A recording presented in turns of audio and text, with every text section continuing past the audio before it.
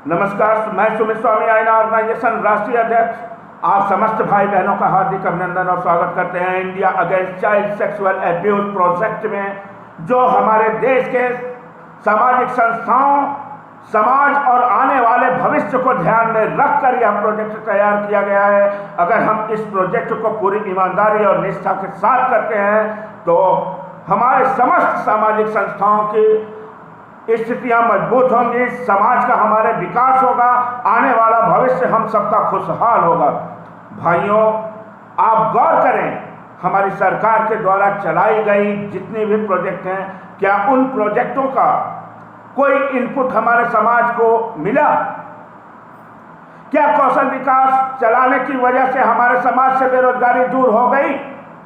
क्या महिला सशक्तिकरण योजना पर गवर्नमेंट के द्वारा चलाए गए समस्त प्रोजेक्टों से हमारे महिलाओं बहनों का उत्पीड़न बंद हो गया? ऐसा कुछ भी नहीं हुआ, बल्कि बेरोजगारी चरम सीमा पर बढ़ गई है। हमारी माताओं बहनों बेटियों के साथ आए दिन दुष्कर्म होते चले जा रहे हैं। इसलिए अब हम सभी सामाजिक संस्थाओं को एकमत होकर इन सारे विषयों पर गहन चिंतन करते हुए आगे बढ़ना है।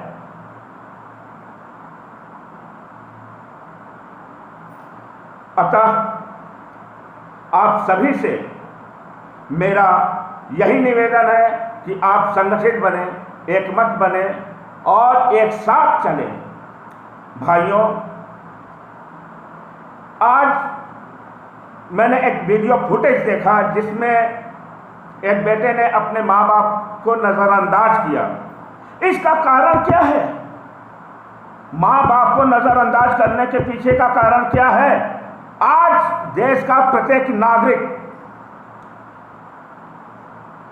अपना और अपने बच्चों का पेट चलाने में असमर्थ है।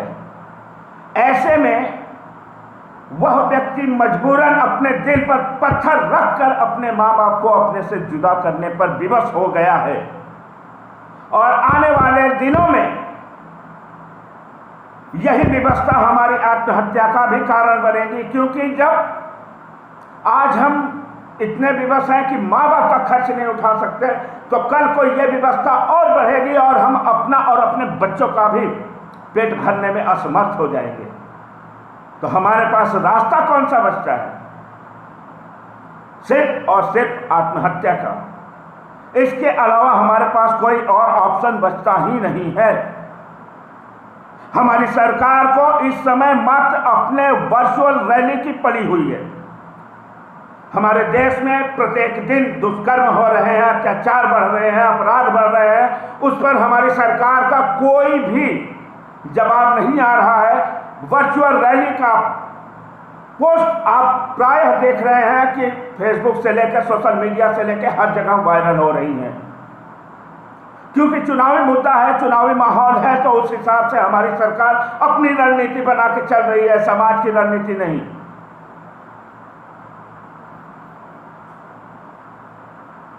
यही हमारी विडंबना है, यही हमारा दुर्भाग्य है। जहां हमारा समाज एकमत होने का प्रयास करता है, वहीं पर जातिवाद, धर्मवाद या अन्य किसी भी प्रकार की मुद्दा को ऐसे ला करके थोप देंगे जिससे हमारा समाज फिर से टूट जाता है। हम सब में एकता हो ही नहीं पाती है। भाइयों, हम सामाजिक संस्थाओं का विकास, हमारे समाज का विकास तभी संभव है जब हम संगठित होकर प्रयत्न करेंगे, और संगठित होकर प्रयत्न करेंगे तो हमारे समाज का विकास सुनिश्चित है। और हमारे समाज का जब विकास होगा तभी हम संस्थाओं का विकास होगा। बिना समाज के विकास के हमारे संस्थाओं का विकास असंभव है। इसलिए हमेशा एक दूसरे के हित की बात सोचें, आगे बढ़ें और अपने समाज के विकास के विषय पर ध्यान दें। भाइयों, धीरे धीरे हमारी सारी व्यवस्थाएं निजीकरण हो रही हैं। आज रेलवे निजीकरण हुआ, ITI निजीकरण हुआ। ऐसे ही करते करते एक दिन हम लोग फिर से गुलामी की जंजीरों में जकड़ जाएंगे। हमारी सरकार कोई सुध नहीं ले रही है। वहीं दूसरी तरफ देखिए, कोई